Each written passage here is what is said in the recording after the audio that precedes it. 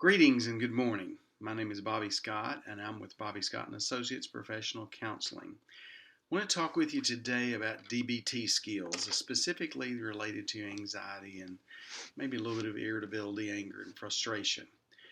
We all, in this current atmosphere of COVID, certainly are dealing with stress, and on top of everything else that we're going through, now we have to deal with COVID and all that comes with that.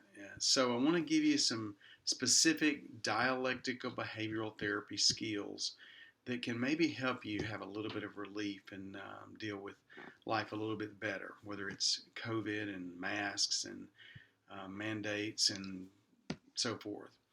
So today I want to talk about distract skills.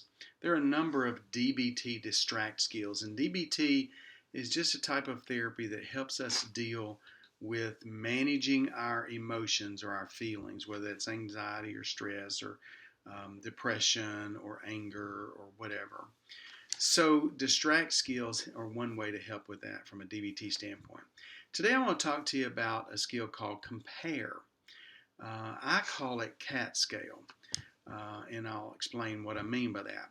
So, to help you understand this, I would like for you to just take a moment and think about something recently that's maybe stressed you, maybe a little, maybe moderately, that's kind of stressed you, caused you anxiety, maybe frustrated you a little bit. And I want you to think about that. And as you think about it, maybe think about how it makes you feel. It probably makes your heart race a little bit, or a little feeling in the pit of your stomach, or maybe you feel it up here in your head or in your throat, but it causes you some anxiety. So now I would like for you to think about a scale from 0 to 100. And I want you to give a number to that feeling, or to that event, rather. How bad is it, 0 to 100? You might say, well, it's a 60, or it's a 100, or it's a 40, whatever the number is. I want you to pick a number, get it in your head, and I'd like for you to actually maybe say it out loud to give a little bit more concrete feeling to it. I want you to think about that number for just a moment. Okay? Next, I would like for you to think about something in your life maybe that has happened to you, or that could happen to you, God forbid. Maybe you've lost a loved one that you really cared about, or things like that. Anything catastrophic. Maybe you've been through some very difficult times that are really catastrophic. And I want you, if that's 100, if, for example, losing a loved one were 100, then I want you then to think about that for a moment. And then now I want you to compare or place that stressful event that you mentioned earlier. I want you to take that and compare it to that very catastrophic event of 100. And I can almost guarantee you that it's going to be much less than 100. Make yourself put a number to it. This particular skill works much better if you're able to put a number to that event that has stressed you or caused you frustration and anxiety. So think about a number. In reality, most of the things that we deal with that stress us on a day-to-day basis fall way below 100. Most of the time, they're 0 to 10.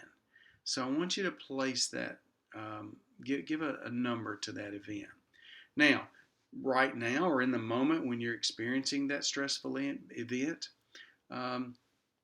taking it from 100 or a 70 to a 20 will help. And what happens is this will bring maybe a little bit of relief to you. It's amazing when I do this with clients or patients in the office and we do this little exercise. It's amazing. They almost always, when they're forced to pick a lower number, they almost always smile.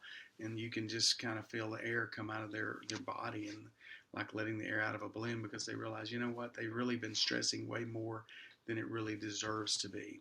So that's basically the skill. Compare. It's changing your perspective.